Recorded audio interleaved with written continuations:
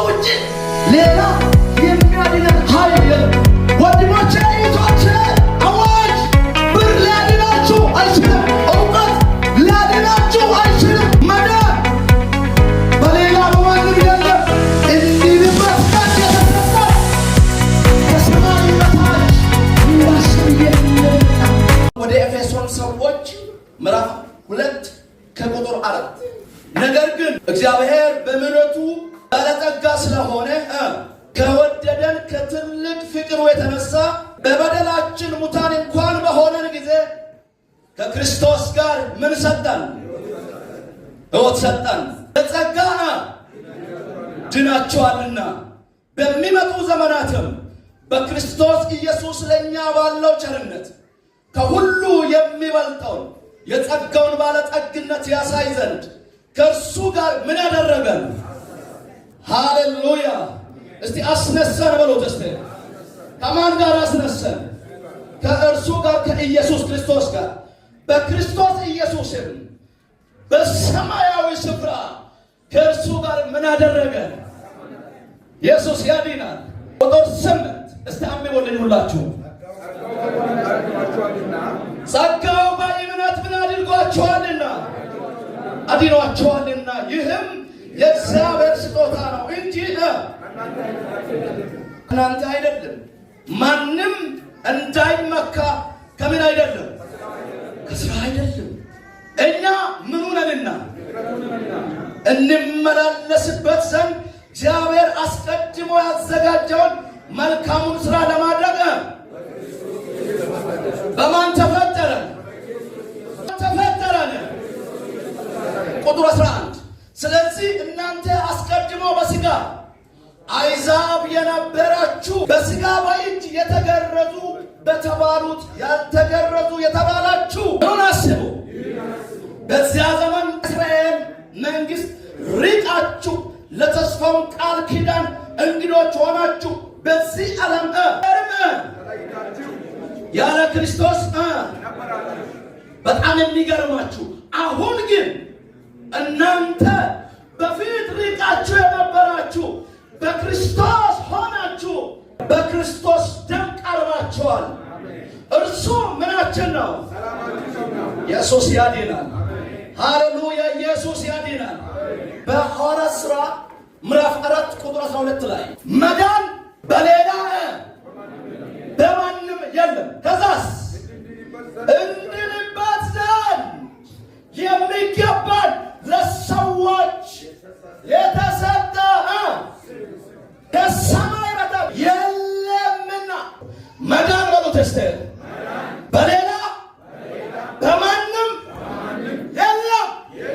እንድንበት ዘንድ የሚገባን ለሰዎች የተሰጠ ስም ከሰማይ በታች የለምና። ድህነትን በምን ወይም በማን ልናገኝ እንችላለን? ከዘፍጥረት መግቢያ ይጀምራሉ ሐሳቡ። ምክንያቱም የሁላችንም ቢግኒንግ ፖይንት እዛ ስለሆነ ማለት ነው። እግዚአብሔር አዳምንና ሔዋንን ፈጠረ ይላል። በመጀመሪያ ጊዜ እግዚአብሔር የፈጠራቸው ሰዎች ማንና ማን ናቸው? እስቲ አዳምና ሔዋን በሉት እስቲ። እግዚአብሔር አዳምንና ሔዋንን ፈጠራቸውና የት አስቀመጣቸው? በኤደን ገነት አስቀመጣቸው። በጣም የሚገርማችሁ እግዚአብሔር የሰውን ልጅ ሲፈጥር እግዚአብሔር የሰውን ልጅ ምድሩን ምን አድርጋት ነው ያለው? ግዛት አለ። ሰብድው እንደ ማለት ነው። ምድሩን ግዙ አለ እግዚአብሔር። ምድር ላይ ምኑን አለ? ብዙ ተባዙ የሚለውን ቃል ታገኙታላችሁ። ሰው ልጅ በጣም ክቡር ስለሆነ በሚያገኛቸው ነገሮች ሁሉ የሰው ልጅ እንዳይፈራ እግዚአብሔር ምኑን አስቀመጠ ካላችሁ አስፈሪነቱን በሰው ላይ አስቀምጦ እግዚአብሔር አዳምንና ሔዋንን ፈጥሮ በኤደን ገነት አስቀመጣቸው። እባብ መስሎ መጣና በውኑ እግዚአብሔር በኤደን ገነት ካሉ ከፍሬ ዛፎች ሁሉ አዟችኋልን ብሎ ጠየቃት። እባብ ሔዋን እንደዚህ አለች፣ እግዚአብሔር በኤደን ገነት ካሉ ዛፍ ሁሉ እንድንበላ አዞናል፣ ነገር ግን ክፉንና ደጉን እባቡ መለሰች። ከዛ በኋላ ቁጥር 4 ላይ ሞቱን አትሞቱም፣ ነገር ግን ከዛ ከፍሬ ዛፍ በበላ በበላችሁ ጊዜ ልክ እንደ እግዚአብሔር አይናችሁ ምን ስለሚሆን ሔዋን አይኗን አንስታ ያ የፍሬ ዛፍ የሚያስጎመጅ መሆኑን ምን አደረገች? አየች። ከዛ ምን አደረገች? ወሰደች፣ በለች። ለባሏ ምን አደረገች? አዳምና ሔዋን ከእግዚአብሔር መለያታቸው የጀመረበት ፖይንት እዚህ ጋር ነው። አዳምና ሔዋን ልክ ሔዋን በበለች ዕለት ምንን ሞቱ? መንፈሳዊ ሕይወት ሞቱ። ከእግዚአብሔር ተለይተው ከነ በጣም የሚገርማችሁ ከእግዚአብሔር ሲለዩ ሕይወታቸው ለከ በፊት በመንፈስ ስለሚኖሩ አይተፋፈሩም ነበር። ስጋዊ ማንነታቸው አይገለጥም ነበር። አዳም ሔዋንን ሲያያት፣ ሔዋንም አዳምን ስታይ ፍርሃት ወደ ልባቸው መጣ። ራቁታቸው መሆናቸውን አወቁ። እግዚአብሔር አዳም አዳም ወዴት ነህ እያለ መጣ። ለካ ከእግዚአብሔር ኦልሬዲ ተለይተዋል። አዳምና ሔዋን ከእግዚአብሔር ያጡትን ያንን ሪሌሽን ያንን እግዚአብሔራዊ ማንነት እግዚአብሔር እንደገና ለካ ለመመለስ የዳንነትን ድልድይ ሲሰራ ነበር። ያን ድልድይ ማን ይባላል ካላችሁን ኢየሱስ ይባላል። ዘፍጥረት ምዕራፍ 3 ቁጥር 15 ላይ ከሴቲቱ የሚወለድ ራስን ይቀጠቅጣል፣ አንተም ሳኮለን ታደርጋለህ። ዳረት ከሴቲቱ ይወለዳል የተባለው ኢየሱስን ያሳያል። ሴት የተባለችው ማርያም ነች። በምንም በወርቅ ቢሆን በእውቀት ቢሆን በሰው ቢሆን ሰው መሸፈን የማይችልበትን መስራት የማይችልበትን ይህንን ድልድይ እግዚአብሔር ሊሰራ ሲፈልግ ኢየሱስን ላከ። ሃሌሉያ! እዚህ ነገር ነው አሁን የምናየው። ዳንነት ያስፈለገበት ሰው ከእግዚአብሔር ስለተለየ ሞት በሚባለው በሽታ ዲኖ ሌላ ሐኪም በምድር ላይ ከጫፍ እስከ ጫፍ ከጥግ እስከ ጥግ ስላልተገኘ እግዚአብሔር ራሱ እውነተኛ ሐኪም ሆኖ መጣ። በምን አከመን ካላችሁ በዚህ ፍቅር አከመን። በምን አከመን ካላችሁ በጸጋው አከመን። በምን አከመን ካላችሁ በምህረቱ አከመን። For those who cannot speak or listen our language, today we read already Ephesians chapter 2 from 8 to 13. About what we are going to speak about salvation. What is salvation? How we can be saved? Who can save us? Life from eternal death.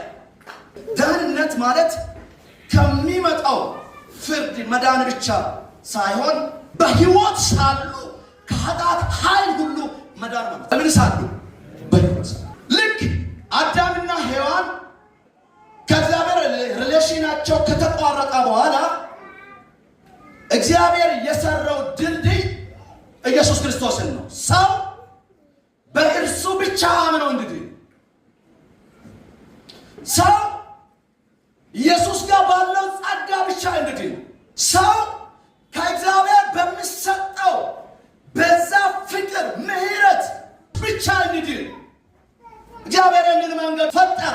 ስለዚህ ሰው በመጨረሻው ዘመን ከሚሰጠው ፍርድ ብቻ የሚድንበት ሳይሆን በሕይወት እያለ በሰው ሕይወት ላይ የተኛውም ኃጢአት አቅም እንዳያገኝ፣ የጨለማ ስራ አቅም እንዳያገኝ፣ የዲያብሎስ ስራ አቅም እንዳያገኝ እግዚአብሔር ይህንን መንገድ አበጀ። ምን የሚባለውን መንገድ? በክርስቶስ ኢየሱስ ላይ አምኖ መዳን የሚባለው መንገድ። እስቲ መዳን በሉት። እስቲ ጮኻችሁ ሃሌሉያ! በክርስቶስ ኢየሱስ ድናችኋል። አሜን አላችሁ ወይ? በማን ነው የዳናችሁት? በሰራችሁት በሰራነው መልካም ስራ አይደለም። ቤተሰቦቻችን በሰሩልን መልካም ስራ አይደለም። በአገልግሎት ብዙ ዘመናትን ልንቆይ እንችላለን። ያ መስፈርት አይደለም ያዳነን። ነገር ግን በክርስቶስ ኢየሱስ በመዳናችሁና በመዳናችን ከዘለዓለም ሞት ድነን በሕይወት እያላችሁ ኃጢአት ምንም ጉልበት የለም። ምክንያቱም ዳንነት የሚባለው ቃል ወይም በመጨረሻው ጊዜ የሚሰጠውን የመዳንን ፍርድ ብቻ አይደለም የሚያሳየው።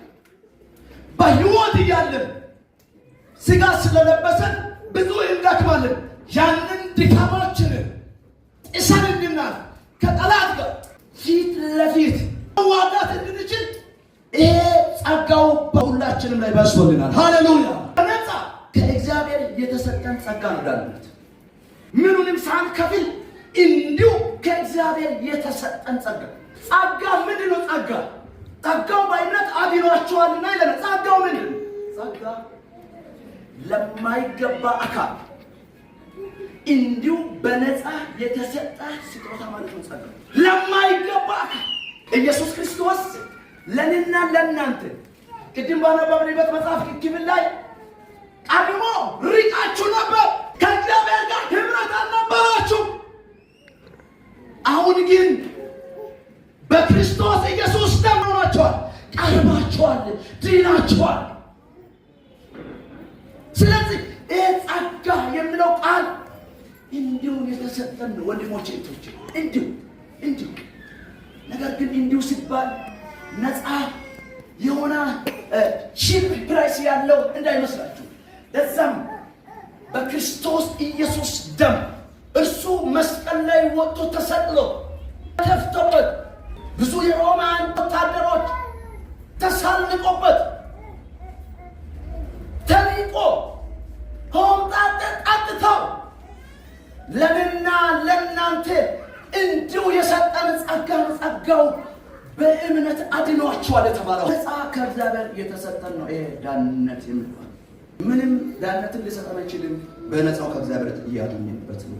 ሌላ ደግሞ የሰውን ልጅ ከእግዚአብሔር ጋር ታድሶ ያደረገበትን ፕሮሴስ ዳንነት ነው። ልክ ቅድም አዳምና ሔዋን አንድነታቸው ከቆመበት እንደገና ሪኮንሲሌሽን ተደርጎ የሰው ልጅ ከእግዚአብሔር ጋር አብሮ እንዲቀጥል የተሰጠው በነፃ የተሰጠን ስጦታ ጸጋ ይባላል። Why is only Jesus necessary for celebration? ለምንድን ነው ኢየሱስ ክርስቶስ ብቻ ለመዳናችን ያስፈለገበት ምክንያት? አንደኛ እርሱ ብቻ አዳኝ ስለሆነ ነው። Because he is the only Savior. ከሱ ውጭ ሌላ የሚያድነን ኃይል የለም። መዳን በሌላ በማንም የለም። እንድንበት ዘንድ የሚገባን ለሰዎች ሁሉ የተሰጠን ስም ከሰማይ በታች የለም። ወንድሞቼ እህቶቼ፣ አዋጅ! ብር ሊያድናችሁ አይችልም። እውቀት ሊያድናችሁ አይችልም።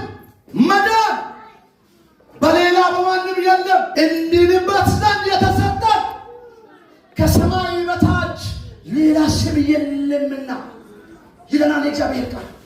እርሱ አዳኝ ስለሆነ ከዘላለም ሞት ያዳነሽ ሰው አይደለም፣ ስታተስ አይደለም፣ እውቀት አይደለም። ኢየሱስ ያድናል ብሎ ተስተር ኢየሱስ ያድናል። አሁንም ጮኻችሁ ኢየሱስ ያድናል ብሎ ተስተር ኢየሱስ ያድናል። ከበሽታ ያድናል፣ ከሞት ያድናል፣ ከጥያቄ ያድናል፣ ከጠላት ከበባ ያድናል። ሃሌሉያ! ጌታ ይባርካችሁ። ቁጭ በሉ። በሥጋ ደዌ እንኳን የምትጨነቁ ኢየሱስ ይፈውሳችኋል። በየትኛው ጥያቄ ውስጥ ያላችሁ እዚህ መሃል ብትኖሩ ዛሬ የሚሰብክላችሁ ቃል ታሪክ ብቻ አይደለም። ከኃጢአት ያዳነን ጌታ፣ ከጨለማ ወደሚደነቅ ብርሃን ያወጣን ጌታ፣ ነፃነት የሰጠን ጌታ፣ በሰማይ ቤት ያዘጋጀልን ጌታ ከየትኛውም ካላችሁበት ሁኔታ ዛሬም ኢየሱስ ያድናል። አስመት ምንም ኃይል የለም። ድግምት ምንም ኃይል የለም። ሳንጎማ ምንም ኃይል የለም። የተነሳው ዛሬም በሕይወት ያለው ወደ አብ የሄደው ተመልሶ ደግሞ እኔንና እናንተን ሊወስደን የሚመጣ ኢየሱስ ያድናል። ሁለተኛ ለኃጢአታችን የሞተው እርሱ ብቻ ስለሆነ ማንም የሞተልን ሰው የለም። ወንድሞቼ እህቶቼ፣ በጣም የሚገርማችሁ መጽሐፍ እንደዚህ ነው የሚለው፣ ለቅዱስ ሰው ኃጢአት ለሌለበት ሰው ምናልባት ሰው ሊገኝ ይችላል። ነገር ግን ኃጢአተኞች ሆነን ሳለን፣ በደለኞች ሆነን ሳለን፣ ወገኖቹ ሳንሆን ኢየሱስ ክርስቶስ በዚህ መስቀል ላይ የሞተልን ኢየሱስ ክርስቶስ ብቻ ነው ወንድም። ስለዚህ ለኃጢአታችን የሞተው እርሱ ብቻ ስለሆነ እንደዚህ ይላል እግዚአብሔር ቃል። መጽሐፍ እንደምን ይላል? ክርስቶስ ስለ ኃጢአታችን ሞተ፣ ክርስቶስ ስለ ኃጢአታችን ተቀበረ፣ በሦስተኛው ቀን ምን ሆነ ነው ብሎ እግዚአብሔር ቃል ተነሳ። በክርስቶስ ኢየሱስ ብቻ ለመዳናችን በእምነት የምንገሰግስበት ምክንያት፣ ሁለተኛ እርሱ ብቻ ስለኛ የሞተልን ስለሆነ፣ ሦስተኛ ከኃጢአት የሚያነጻው የእርሱ ደም ብቻ ስለሆነ። በብሉይ ኪዳን ብዙ ካህናት ሰዎችን በዓመት 2 ጊዜ ወይም 1 ጊዜ ወደ እግዚአብሔር የሚያቀርቡት በብዙ ኮርማዎች ደም፣ በብዙ በጎች ደም፣ በብዙ ፍየሎች ደም፣ በብዙ ዋኖሶች ደም ነው። ያም ኃጢአትን ከአመር ለማድረግ ለመዳነት አይደለም። በአዲስ ኪዳን የኢየሱስ ክርስቶስ ደም በአንደኛ ዮሐንስ መልእክት ምዕራፍ 1 ቁጥር 7 ላይ የኢየሱስ ደም ከኃጢአት ሁሉ ምን ያደርጋል? እስቲ ያነጻል በሉት። እስቲ ዛሬ መልእክት አለ። በየትኛውም ኃጢአት አንደርግራውንድ ያላችሁ ኃጢአትን እየፈራችሁ ይሄ ኃጢአት ሊገለኝ ነው ወይ ብላችሁ አቅማችሁን በማየት ቅድስናችሁን በማየት እየታገላችሁ ያላችሁ በመጠጥ መንፈስ ሊሆን ይችላል፣ በዝሙት መንፈስ ሊሆን ይችላል፣ በሐሜት መንፈስ ሊሆን ይችላል፣ በነፍሰ ገዳይነት መንፈስ ሊሆን ይችላል። በጣም እየተጨነቃችሁ ያላችሁ ዛሬ መልእክት አለኝ።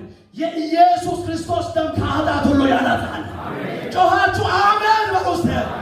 የእርሱ ደም ንጹህ ነው፣ ምንም ኃጢአት ያልተጨመረበት፣ ምንም ኃጢአት ያልተቀላቀለበት፣ ከየትኛውም ኃጢአት ውስጥ መንጭቆ እኔንና እናንተን ወደ እግዚአብሔር መንግሥት ያመጣን ደም የኢየሱስ ክርስቶስ ደም ይባላል። ሃሌሉያ! ደሙ መሰረት፣ ደሙ ሆነ ንጋት፣ ደሙ መድኃኒቴ፣ ደሙ ኃይል ጉልበቴ፣ ደሙ መሰረት፣ ደሙ ሆነ ንጋቴ፣ ደሙ መድኃኒቴ፣ ደሙ ኃይል ጉልበቴ መሰረት፣ ደሙ ሆነ ንጋቴ፣ ደሙ መድኃኒቴ፣ ደሙ ኃይል ጉልበቴ፣ ደሙ መሰረት፣ ደሙ ሆነ ንጋቴ፣ ደሙ መድኃኒቴ። መጽሐፍ ቅዱስ ምን ይላል? እኔ መንገድና እውነት ሕይወትም፣ እኔ መንገድ እውነት ሕይወትም ነኝ አለ ኢየሱስ ክርስቶስ። ኢየሱስ የሆነ ከዚህ መልስ ብቻ አይደለም ሕይወት እንደሆነልን የምነግረን በዚህ ላይ ወጥቶ እኮ ኢየሱስ ክርስቶስ በዚህ መስቀል ላይ ሁለቱም እጆች በሙስማር ተቸንክረው ኢየሱስ ክርስቶስ ጎኑን በጦር እየተወጋ አምላክ ሆኖ ሳለ እንደ እኔና እንደ እናንተ ሰዎች እየተፉበት በፊቱ ላይ አንተ የአይሁድ አንበሳ አይደለም እንደ ከዚህ ውረድ እየተባለ በዚህ መስቀል ላይ እታይ ሁሉም ጥያቄዎቻችንን ምንድነው ያለው? መስቀል ላይ ተፈጸመ አለ። ብዙ ነገሮቻችሁን አሁን በዚህ ተፈጸመ በሚለው ቃል ውስጥ ማስገባት ትችላላችሁ። በኢየሱስ ክርስቶስ ሞት እርሱ ሕይወት ሆኖልሽ ሆኖልህ ተፈጸመ ተብሏል። ተቀባችሁ ያለው ሰው እዳይ በመስቀል ላይ አልቋል በሉት እስቲ። ተፈጽሟል በሉት እስቲ። እግዚአብሔር ይባርክ። አጨብጭቡለት። ሕይወት እርሱ ብቻ ስለሆነ ነው። ወደ እርሱ በእምነት እንገሰግስ። ስጨርስ ዳንነት ሰዎች ብዙ ሰርተው አያገኙት። መዳን በብዙ ሰዎች ተከበን ስለምንኖር አይሰጠም። መዳን ልክ እንደኔ ማይክ ይዘን መድረክ ላይ ስለምንቆም አይሰጠም። መዳን ልክ መጽሐፉ እንዳለው መዳን በሌላ በማንም መዳን በልጁ በኢየሱስ ክርስቶስ ብቻ ለምንድን ነው መዳን በክርስቶስ ኢየሱስ በኩል ብቻ የመጣው ለምንድን ነው ብሎ ጥያቄ ውስጥ የሚገባ ሰው ካለ እርሱ አዳኝ ስለሆነ፣ ሁለተኛ እርሱ በዚህ መስቀል ላይ ይሞታል ስለሆነ፣ ሶስተኛ እርሱ የእርሱ ደም ከኃጢአት ሁሉ የሚያነጻ ስለሆነ፣ አራተኛ እርሱ ሕይወታችን ስለሆነ። ሮሜ መልእክት ምዕራፍ 10 ቁጥር 9 ላይ ኢየሱስ ጌታ እንደሆነ በአፌ ብትመሰክር እግዚአብሔርን ከሙታን እንዳስነሳው በልብህ ብታምን ትድናለህ። እሱ ጌታ እንደሆነ በአፌ ብትመሰክር እግዚአብሔር አምላክ እርሱን ከሞት እንዳስነሳ በልብህ ብታምን ምን ትሆናለህ? ትድናለህ። እጅ አንስታችሁ ጌታ ኢየሱስን እንደ ግል አዳኝ አድርጋችሁ ያልተቀበላችሁ በዚህ አጋጣሚ እዚህ መሃል ብትኖሩ እርሱ ጌታ እንደሆነ ያለመሰከራችሁ እዚህ ብትኖሩ ያመነ የተጠመቀ ይድናል። ያላመነ ግን ምን ሆኗል? የመዳን ቀን ዛሬ ነው። ነገ ምን እንደሚሆን